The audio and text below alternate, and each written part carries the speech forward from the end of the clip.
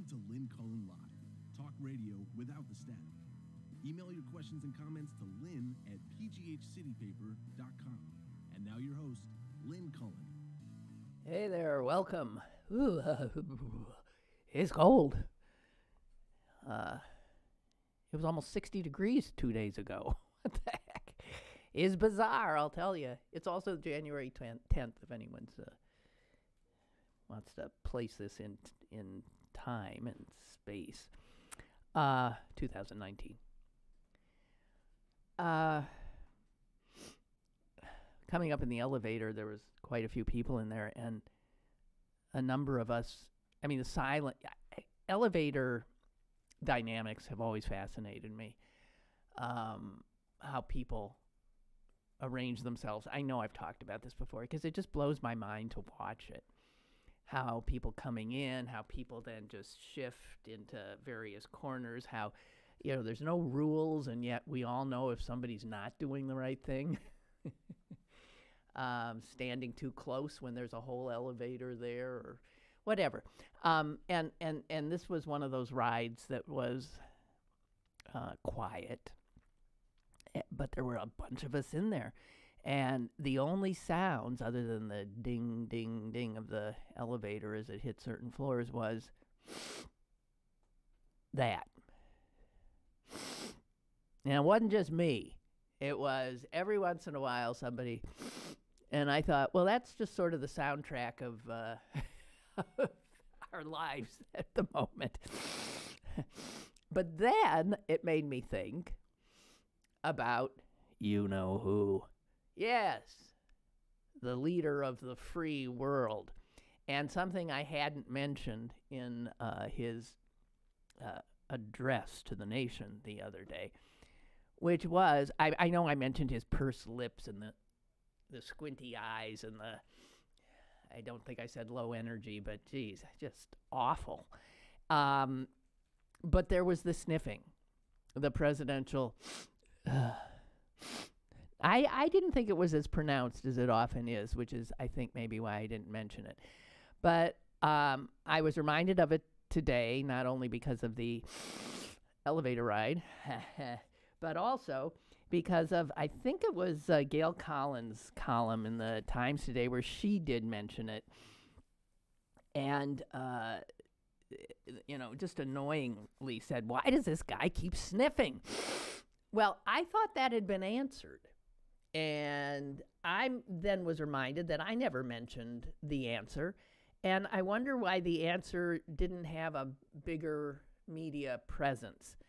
I can't remember when, but it might have been 3 weeks ago, a month ago, no more than 6 weeks ago. Some guy who was part of the production staff of Celebrity Apprentice, the program that brought us this wondrous historical moment, Donald Trump's show. And he said, even though he had signed, I guess is he a comedian too? He signed I just saw it in a tweet, but then I've seen it addressed. I can't tell you his name. Some of you might be helping me here now. But he said that Trump it was known that he crushed up the drug Adderall. And what is Adderall actually for? It's sort of like it's an upper, I think. Adderall, Adderall. And he would snort it. When we first, during the campaign, saw him sniffing a lot during the debates, people said, what's he doing? Is he doing coke? Because if you've ever done coke, it does go up your nose.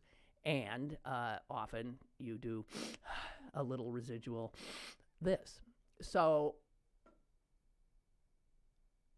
this guy said he had signed a non-disclosure agreement so that what he was saying could get him in trouble, but he really felt it needed to be said. And it actually sort of explains a lot. The guy doesn't sleep. The guy is up at strange times, and that he has to, get himself up by snorting Adderall. It treats ADD, attention deficit hyperactivity disorder. There you go. And narcolepsy. Well, we all know he has the attention span of a gnat.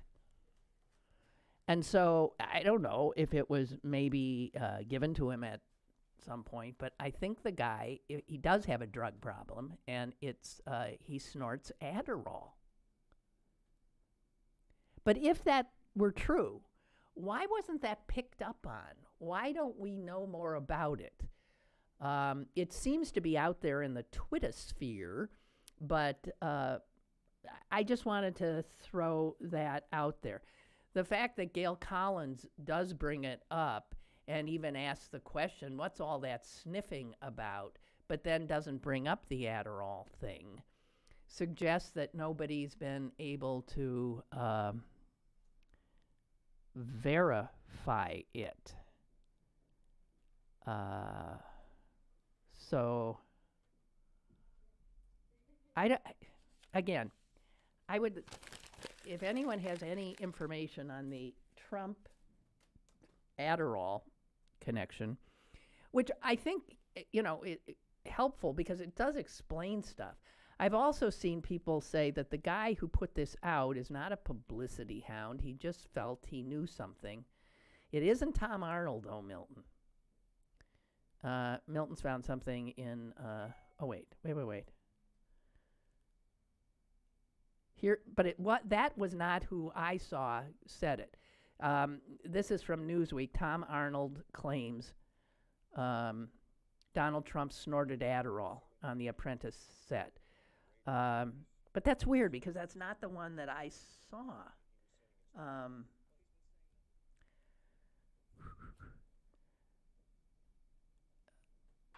Donald Trump abused Adderall on the set, and it made him crazy. He even snorted it. Mark Burnett knew it. That's the producer.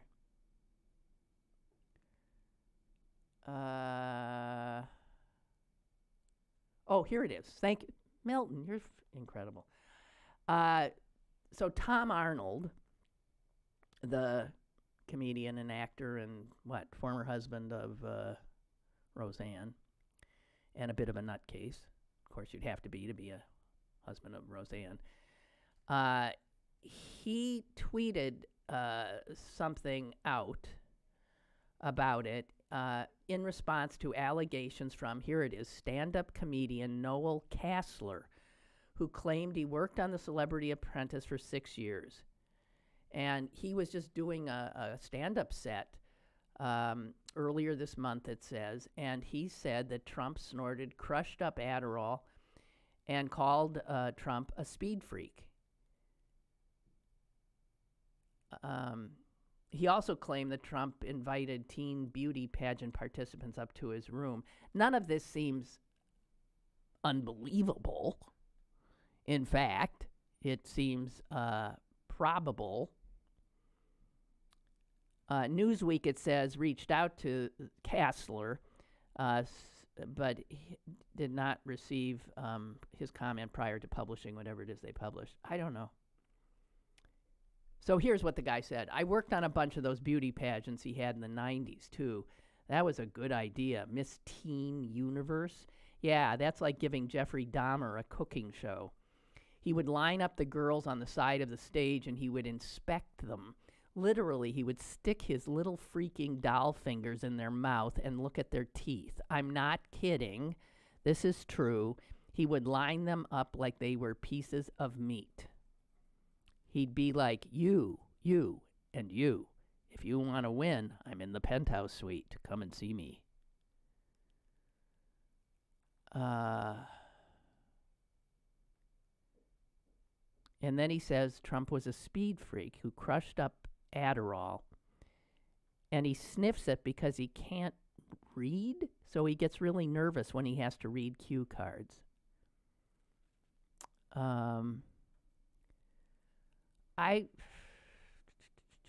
I guess nobody has. I just can't. I don't understand why people aren't looking into this and saying whether it's true or not. I would appreciate that.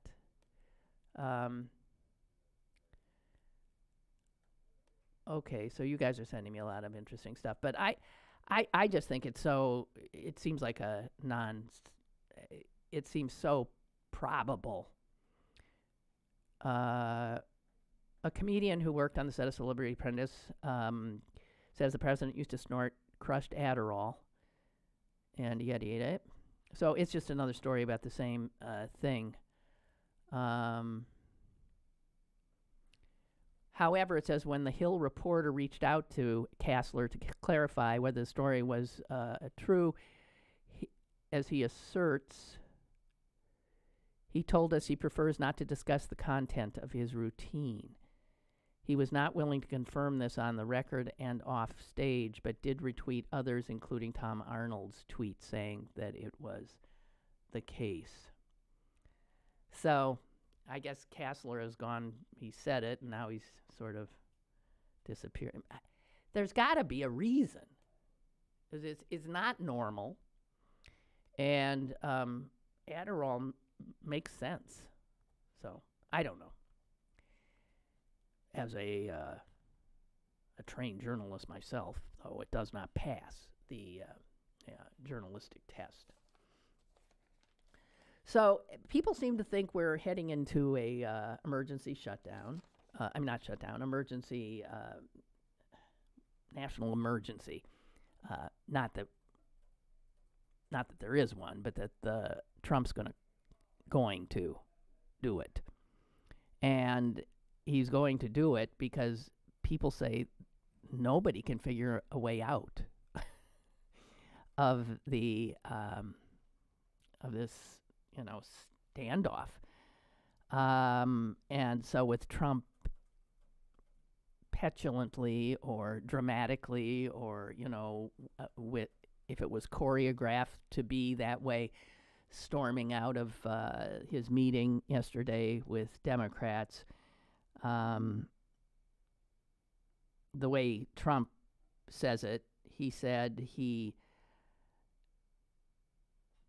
asked Pelosi, "Are you going to approve border security, which includes a wall or a steel barrier?" Nancy said, "No." I said, "Bye-bye." That's your commander-in-chief, the art of the deal, the great negotiator, speaking. If he were to do this, it gets him off the hook. I heard a great statement while I was getting ready to come here this morning. I had CNN on when I was getting dressed, and some guy said a declaration of an emergency, a national emergency, would allow Trump to appear to be advancing when he's in fact retreating. So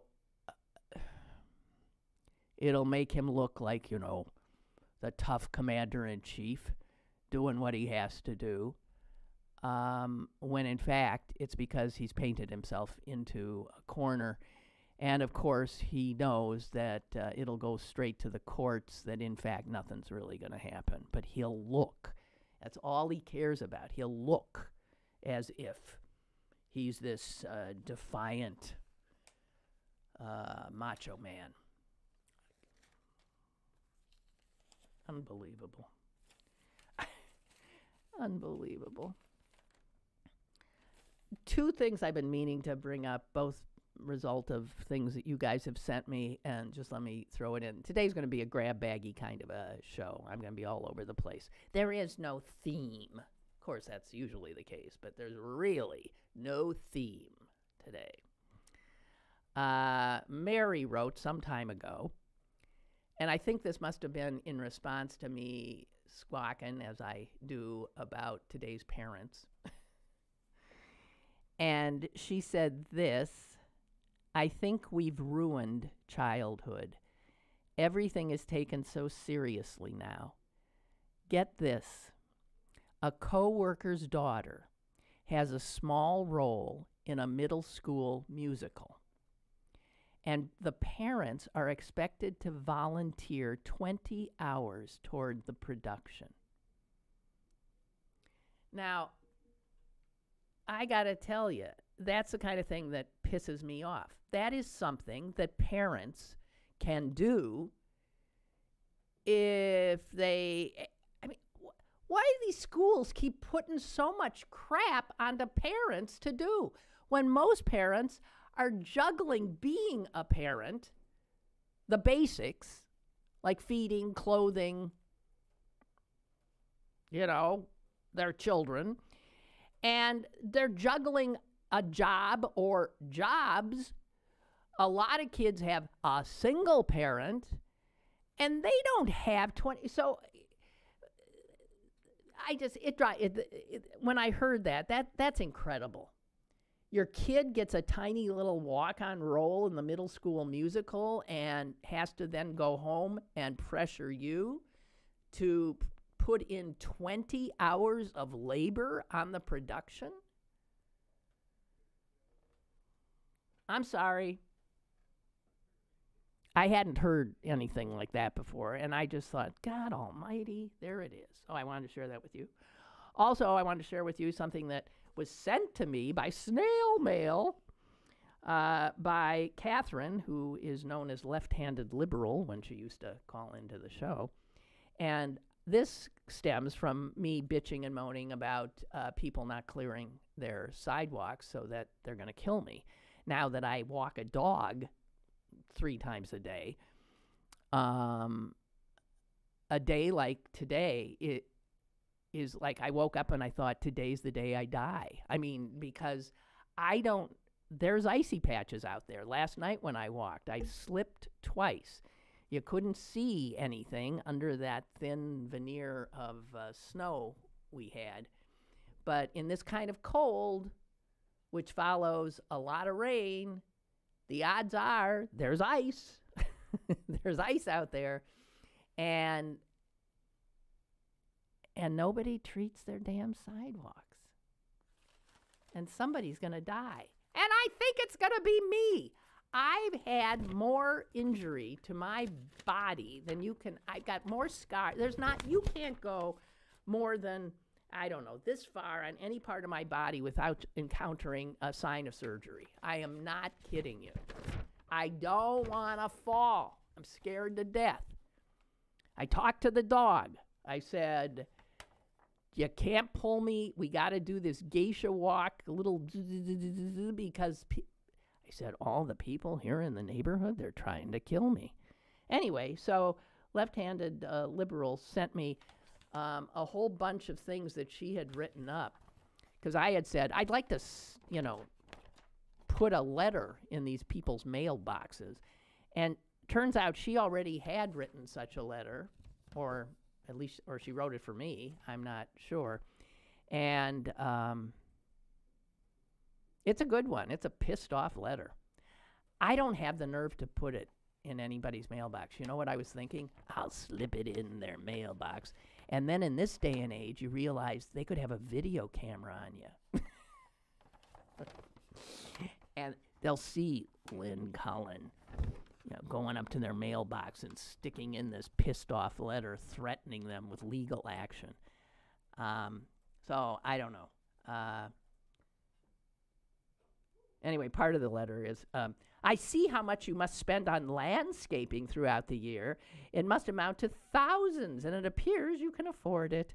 Why is it then that you cannot see the need to spend a few bucks to have someone at least shovel or throw a little salt on the walk so that pedestrians like me don't have to walk in the street or risk injury by slipping and falling on your ice rink?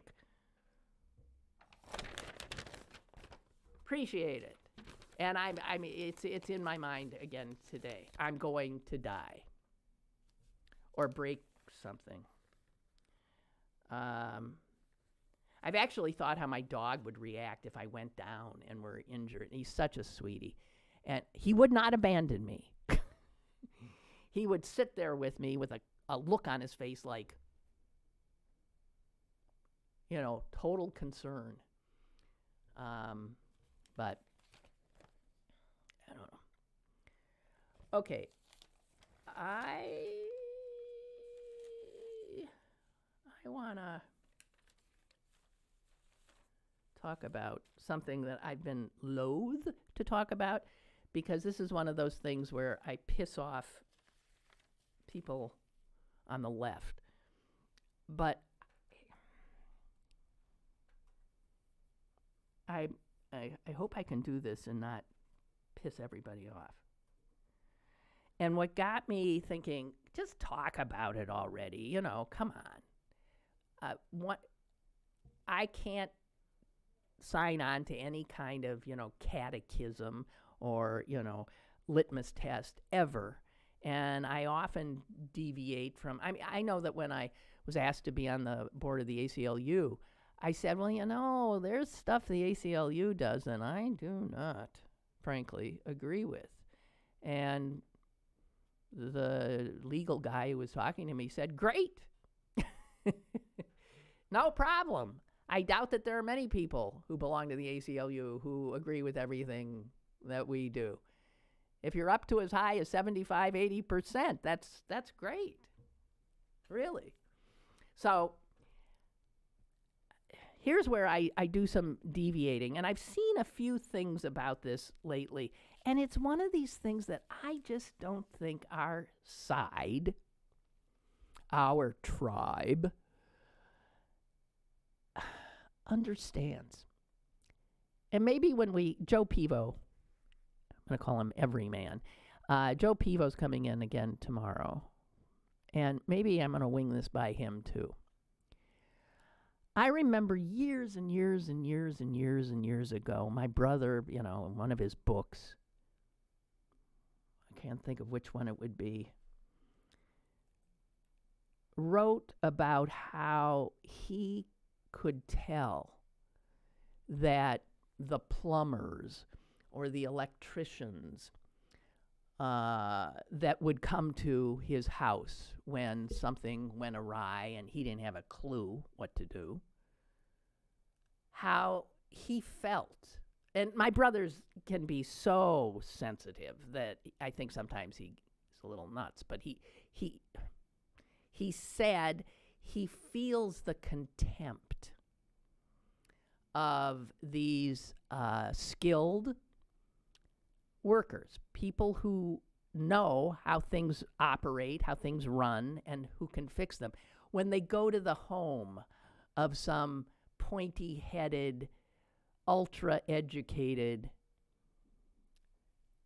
elite, you start putting all those adjectives out there, like my brother. And my brother figures that most of the people that are in his cohort probably look down their noses at these skilled laborers who come to their home, plumbers. And my brother put out the idea, and once he said it to me, I thought, geez, I bet he's right. And he said, it goes the other way. While, the elitist liberal who couldn't fix their own toilet is looking down and making fun of plumber butt and all this other kind of stuff. The plumber, he said, is probably looking down his nose at the so-called educated people who can't friggin' fix their own toilet or do some wiring in their house. Pretty basic, important kinds of knowledge. And I have noticed, I don't think that's true of all plumbers and electricians or of all intellectuals looking down on people who do physical labor, but I know there's enough truth in it, certainly from my side, of people looking down their nose at people who labor with their hands. And it has always just made me cringe. So-called liberals who treat like service people and wait staff with condescension. I want to tell you that our side is comprised of a lot of people like that. They talk a good game about equality and acceptance and tolerance and diversity, but in fact, they are assholes. Excuse me. I know some of them. And I think there are quite a few of them. These are liberals. Not all liberals, but there's some liberals, okay? You can see why I thought this could get me in trouble, this entire conversation. And I thought about it today because in the Wall Street Journal, Daniel Henninger, who is one of their columnists, who often writes things that makes me go right up the wall, but who I can tell sometimes, I mean, he's not full on Trump, I'll tell you that. He's not. But from his perspective, he's trying to understand. And in this case, he's trying to understand the people who stick with him, who are so appalled by him. And here's what he says in his piece today. You know, we talk about the resistance. That's us, resisting Trump. And he says there is another resistance, and it's on the other side. And it's the people we dismiss monolithically as Trump's base. Doesn't matter what he does, doesn't matter what he says, how many lies he tells, how outrageous he is, they stick with him. And this guy, trying to understand it, says he listens to the people who email him and write him. And this, he quotes I think this is a woman, who said to him, I am unalterably supportive of Trump. In other words, doesn't matter what he does. I am unalterably supportive of Trump, flawed vessel or not. So they see him for the horror show he is and say unalterably supportive. And this is the line. It's not the man. It's the resistance that binds us to him. So they see him, that petulant, resistant person who offends the sensibilities of liberals constantly. And they love that about him because they can't stand us.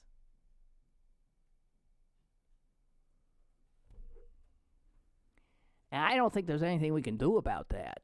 They can't stand us.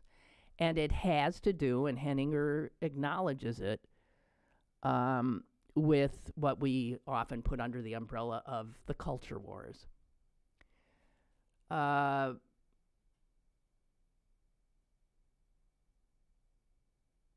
What exactly is their problem, he says, Henninger says?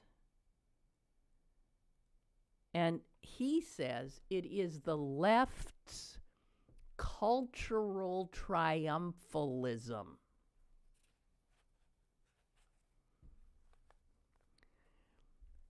And he says, with what the left has done on American campuses, being Exhibit A, and that has been building and building and building. The denigration that comes from us toward their lifestyle, toward their religiosity, their guns, the classic what, when it was Obama who said what, their guns, something, and what was his quote? And you can see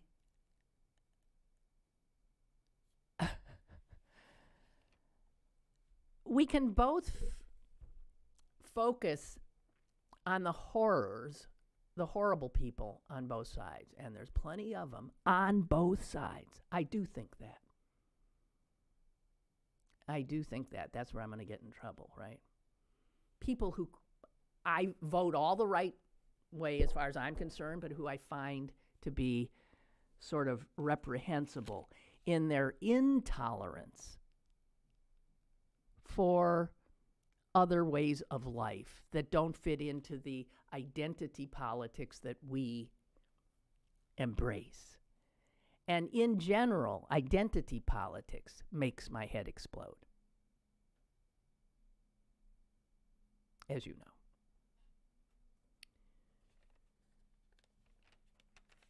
So Henninger finishes his thing by saying, it is possible that Trump will personally grind down enough people to make him a one-term president.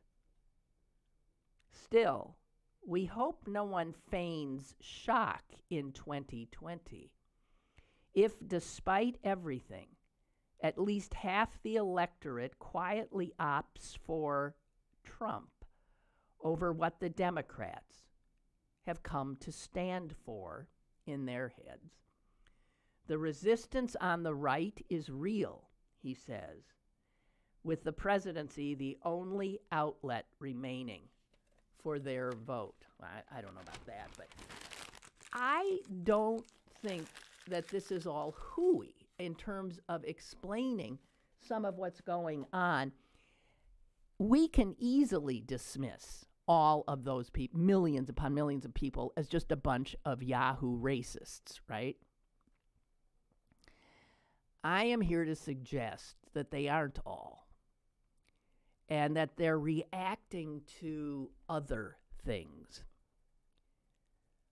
And here I'm going to go to David Brooks, and this is a piece he wrote some time ago, which, again, I was loath to throw out to you here. But David Brooks is not a Trumpite. He's a very moderate, thoughtful, I think, semi-boring fellow who you can tell is an honorable man and a good soul who's always sort of looking for ways to bring people together. I think he's a fine human being. His politics can drive me nuts, but that's what it is. And he went somewhere in this column that I have to admit I have talked to my son. My son has brought up with me, and we've talked about, but I would never mention on this show, and I'm going to today. Let me just share a few things of what Brooks is saying, and caller, please bear with me here. He says we live in a culture of self-ism. God, is there a bigger understatement ever? We live in a culture of selfism, a culture that puts tremendous emphasis on self, on self-care, on self-display. And one of the things that we have discovered is that you can be a very, very, very good person while thinking only about yourself.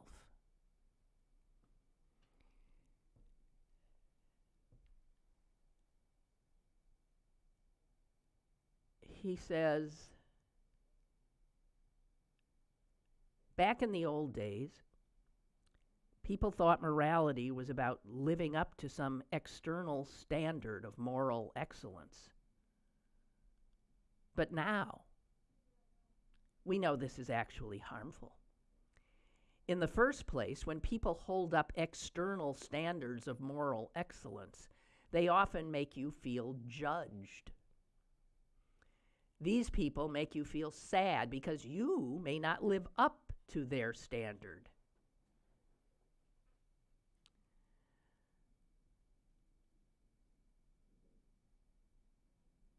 the selfism makes me crazy. The fact that people post what should be intimate things, their proposals, their marriage proposals, that they make spectacle of them, that it becomes sort of, I'll take your marriage proposal and I'll one-up you and look at me. Aren't I the most amazing person ever? And then, of course, the expectation, I suppose. Do women feel cheated if some guy in the quiet of a moment together proposes now with no, I don't know, with no thousands of people or somebody filming it in some way or some big production? I hate all this stuff. I mean, that's just one thing.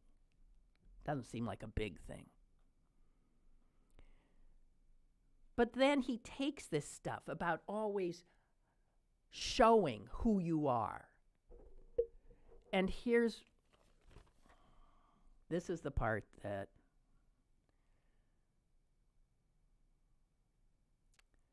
back in the old days, morality was about loving and serving others. Can we agree on that?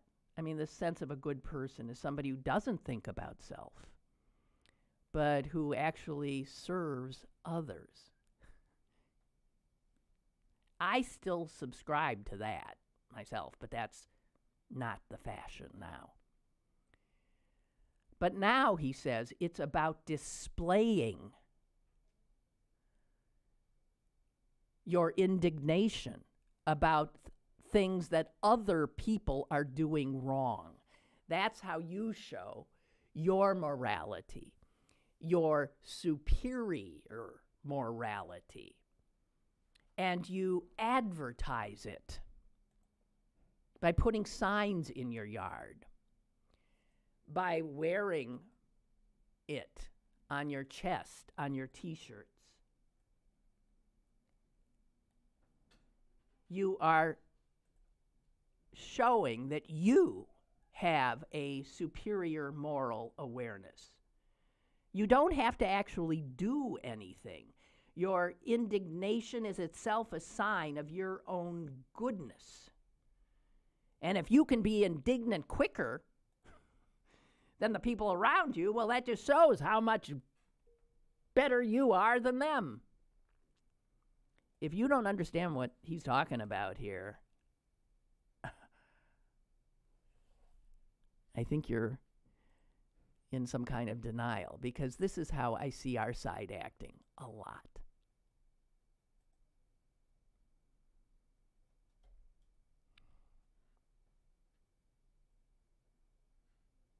I look at the signs all over my neighborhood and my friends' yards. All are welcome here. You know, everyone, this is a neighborhood without hate. Some of this came up after Tree of Life, but a lot of it was there before because of Trump's travel ban on immigrants and things like that.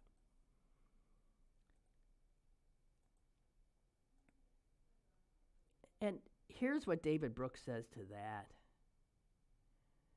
By putting up a lawn sign that everybody else in your neighborhood already has, or wearing that t-shirt that all of your friends already wear, you are taking a stand and displaying who you are.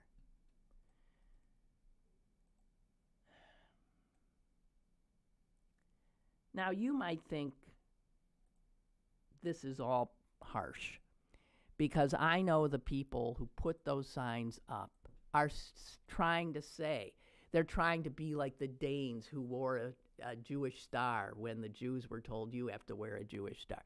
They're trying to say, I stand in solidarity with the people that Donald Trump is trashing and the people who are living in fear. But David Brooks is right. Putting up a sign doesn't require anything of you. And there is this liberal, lefty, moral superiority thing that we wield a lot. And I think that a lot of people hate us for it. And I think the resistance on the other side is to our narcissism, often. And the fact that because we've won the culture war, and we're sort of sore winners, I don't know. I want to be a little more welcoming to people who struggle to keep up with the change, the social change that we keep pushing. Have I made all of you so angry nobody wants to talk to me anymore? Is there anybody? Oh, I forgot there was a caller. I do recall saying, hang in there. Is the caller still there? All right. Go ahead, please. Hello, Lynn. Yeah. Hello? Yeah. Oh, I was going to say, I vote registered Democrat, but I only vote for them because there's no choice I have. I don't like them that well. I don't like liberal elites. I don't like the Hollywood trying to tell me what to do, the movie stars. I don't like them coming on TV telling me I should go get my annual exam or any of that bullshit they do, or on the news where they want to keep you safe because they told you what the weather was that day. But isn't it funny, a country that loves freedom and loves choices, we love to control other people. I do it, you do it. Everybody says, why do they live like that? What do they do that for? It's comical how we are about that.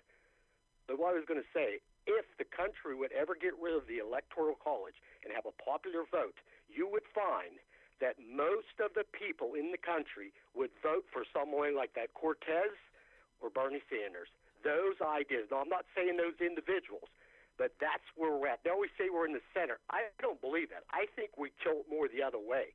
People they want freedom. They want fair shot at things. They want a fair shake. They want regulation so they control the banks. We're not in the center. We're the other way, but we do the vote the wrong way is the problem. Okay. Thank you. Thank you. Okay, thank you. Bye. Bye. Bye. I don't know. I think the problem might be people. And here's where I start showing my misogynistic streak. Yeah.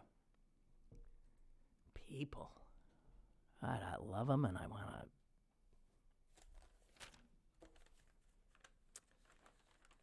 Anyway, I'm just saying.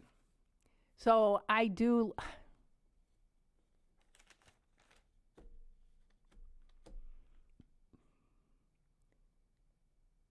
I'm just uncomfortable, and I know I'm part of it too, because I've said things. I'm just uncomfortable with this sense of moral superiority that the left is constantly showing themselves as, when I'm sorry. As I said, one's politics does not make one a better person necessarily. As stripped down of everything, human beings are extraordinarily complex, right?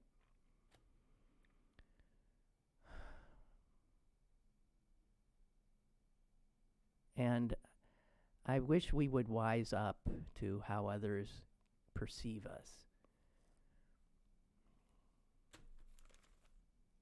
Lots of luck. Okay, there, I said it. Whatever. I don't know if... And talking about people, you can't... Well, here's when I say we won the culture war, I mean, we pretty much did, okay? I don't think there's any going back. There's still progress to be made, but you see it starting to break into almost absurdity, right? As this group gets attention, then it breaks off into two or three others. This is what the left does all the time. They break into, smaller and smaller identifiable groups until they have no power at all anymore. They just break down into a bunch of aggrieved, self-satisfied absolutely certain of their own goodness groups. The left makes me insane. And the right clearly has gone totally off the rails. But anybody who thinks our side is some paragon is not paying attention. That's all. Caller, go ahead, please. Hello.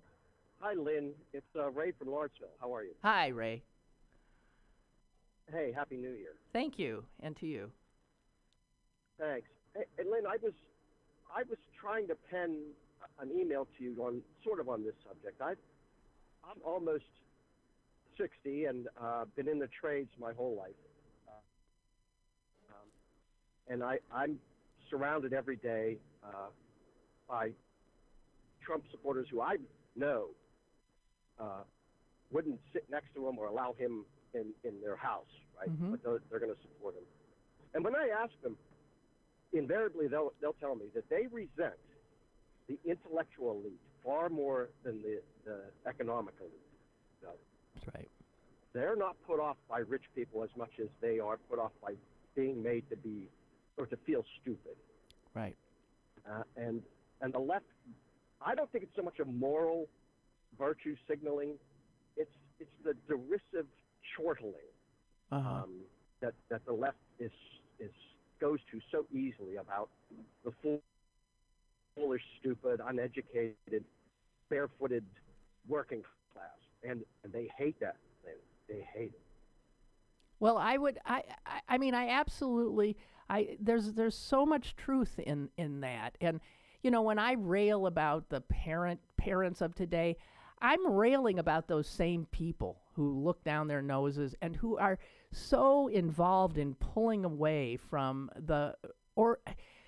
of making themselves somehow the paragons of everything wondrous, when they're not. They're often just awful, selfish human beings who I don't know what And Lynn, so much of what you object to, this identity politics, is backed up by this sophistic arguments and theories of power structures and patriarchal, and it's in a level that doesn't communicate to those vast Trumpers out there. It will not connect to them. Not at all. Because they don't see it in their own lives. They're busy about living and just trying to stay alive.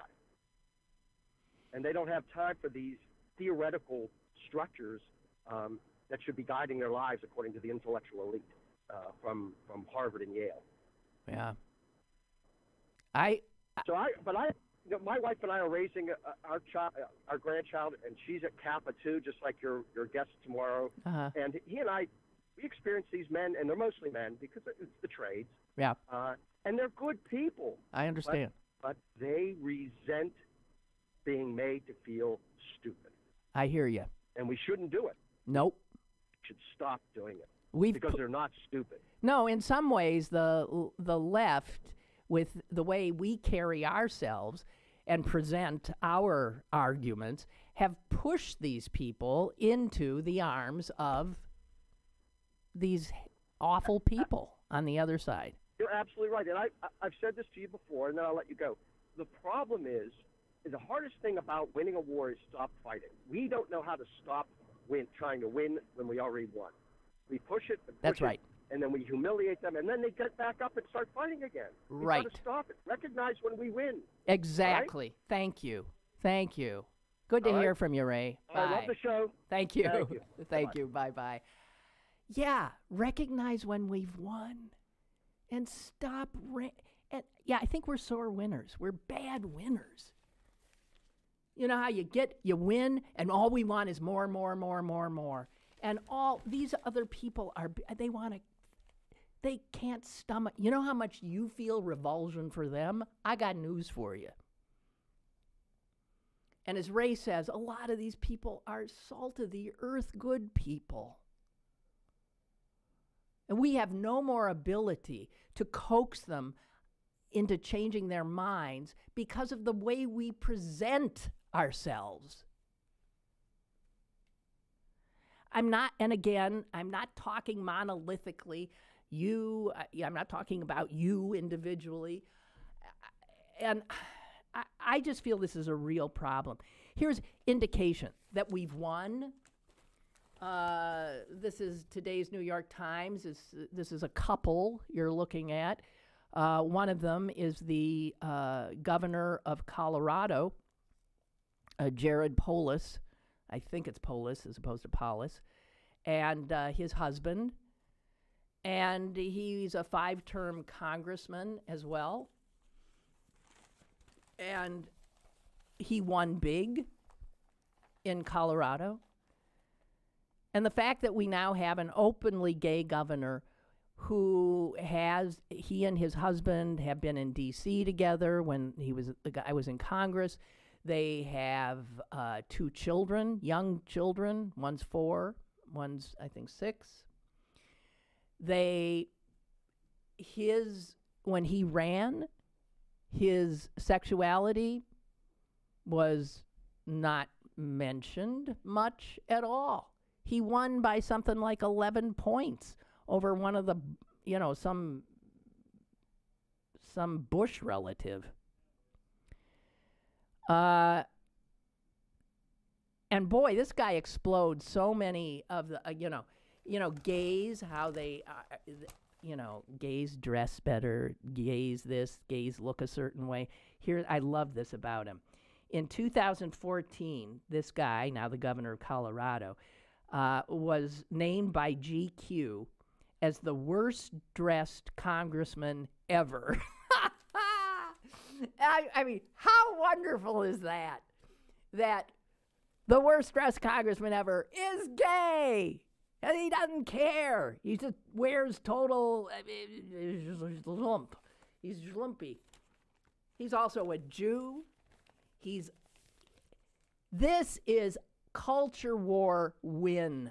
And there's wins all over the place. And what do? We just keep piling on when there are so many people who, by virtue of where they live, who they are, families they were born into, this is all alien to them. Give them a chance to catch up. Don't berate them. Don't belittle them. They're salvageable. We can bring them up to our high standards. People, I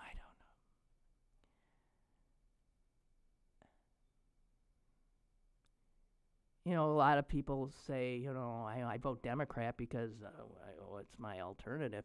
I'm sort of one of those people. I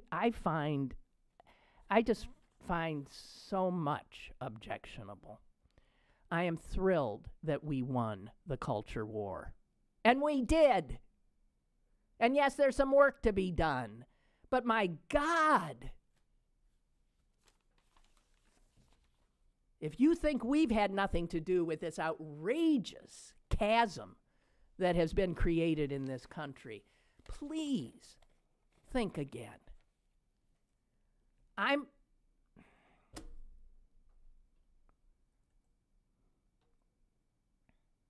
don't know.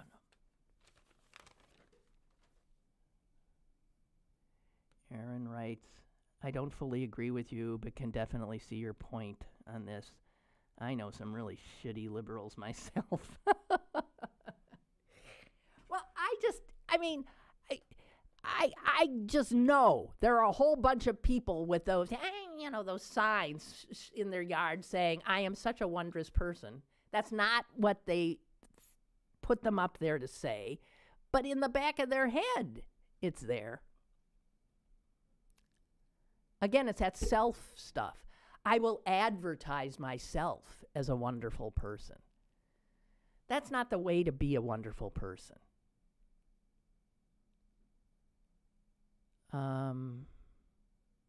Okay, Milton's got a big long thing. He's not agreeing with me. In a society filled with misogyny, racism, and ignorance, growing beyond those most human base impulses is a moral, intellectual, and socio-cultural victory of the individual.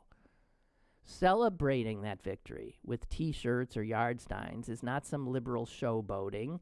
It is a celebration of one's personal growth. At least it is in my case.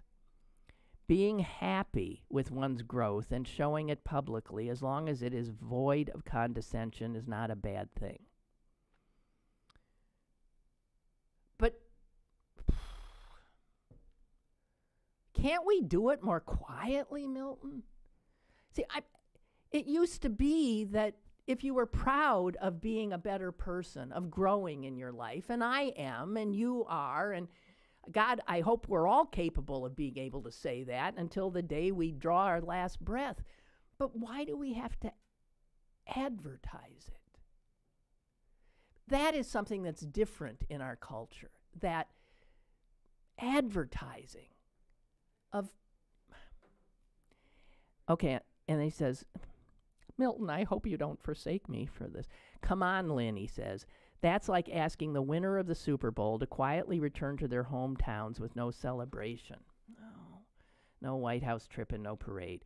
We deserve to be proud of our growth. We deserve to celebrate our small triumphs. This hide your light under a bushel barrel is what empowered the troglodytes in the first place. Remember the liberalism of the 90s? Everybody has a seat at the table. Yeah, that's why we're still debating climate change as the rest of the world moves to combat it. This thinking, you, Brooks, is dangerous to progress. Okay, you left out a word there and I'm unclear, but I love that we're not in agreement. Because you know what? That's another thing that I can't stand about what's happened, is this monolithic kind of thing where you guys listen to me because we all agree, and there's never any, ability to say, you know what, I'm queasy about this. I'm uncomfortable with that. And I really appreciate what you're saying here. I'm just being honest about my own feelings, okay? And I thank you for the same. We have a call. Caller, go ahead, please. Yeah, this is Kurt, your paper boy. Kurt, my paper boy. Oh, hi, Kurt. It took me a while. Email paper boy, yeah, okay. Yeah, right. Hi, Kurt. Hey, I agree with you to a point. I remember when I was in college at CMU, we had a private room with our own bath that one year, and I was awakened by the person coming in to clean the restroom one day, and got out of bed and let them in, and he, I don't even remember if it was male or female. I think it was a guy who noticed, and I think maybe it was a Gordon Liddy book that my roommate had, which I hadn't read and wasn't particularly interested in. And the guy started commenting. He said, "Have you read that?" And I said, "No." He says, "Yeah, I read it." And he started to tell me about what it said and what he agreed with and didn't disagree with and what he thought of whoever the book was about. And I was taken aback a little bit. So your discussion reminded me of that. But really, I don't, and I agree with you to a point, but I don't think that liberal elitism is as much a problem as the rabble rousers for the right make it out to be. As usual, they're taking a grain of truth and blowing it up to make their base feel like victims, as if the microaggressions talked about as a learning tool on college campuses are somehow going to send people to jail. And it just isn't that. It isn't that bad. It's blown up out of proportion. You think? And I'm thinking of Rick Santorum saying how liberal elites think everybody has to go to college and working for a living is a bad thing, and they look down on us. But who really, in this debate, is the greatest advocate for vocational training and trade training and unions and so on and so forth? Yes, it's our side. And that's really a more liberal idea than it is a conservative one. So I temper your concern with a dose of reality, Okay. I guess. I love this. Thank you. Thank you, my paper boy. Thank you. All righty. Thanks, Kurt. Bye. All right, talk tomorrow. Bye. Bye. And that guy is in a wonderful gay marriage.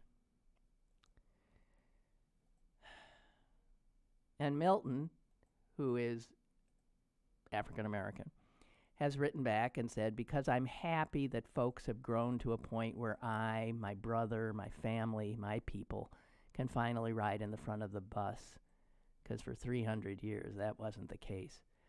Milton, I'm totally there with you. We have one and one and one and one moving forward. And the backlash, I just wish we'd be, I don't know. We're lousy at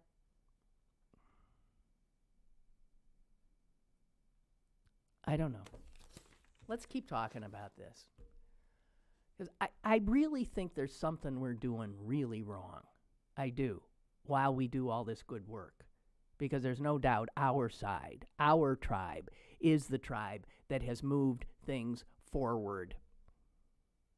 There is no doubt about that. And I'm proud of that, too. And Milton, I'll give you a last word. This conversation deserves a greater hearing. Please continue on another show. I think we'll continue tomorrow with Joe Pivo, see what he says about how he feels, because he is a guy who works with his hands and clearly has a really smart head. Can you imagine? Okay. Thank you all for, and I feel like unburdened because this has been in my head for weeks and weeks and weeks, and I've been afraid to even talk to you. Isn't that amazing? You're the best. Thank you.